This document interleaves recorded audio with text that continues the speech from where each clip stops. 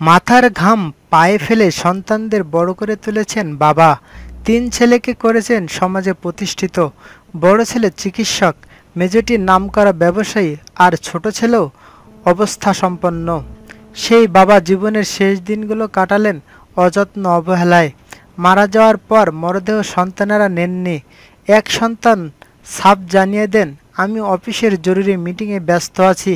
বাবার লাশ আঞ্জুমান মফিদুলে দিয়ে দেন। সপ্তাহখানেক আগে হৃদয় বিদারক এই ঘটনা গণমাধ্যমে প্রকাশ হয়।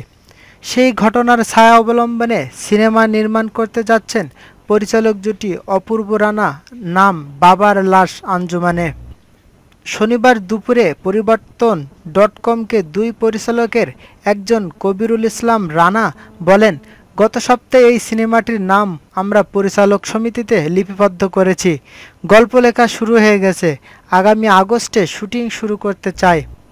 তিনি আরও জানান, বাবার লাশ আঞ্জুমানের নায়ক নায়িকা হিসেবে কাউকেই চুক্তিবদ্ধ করা হয়নি। সবকিছু ঠিক হলে শীঘ্রই জানানো হবে। 2016 সালে মুক্তি পায় অপূর্ব রানা পরিচালিত সর্বশেষ সিনেমা পুড়ে যায় মন, যার নায়ক নায়িকা ছিল সাইমন পরিমণি।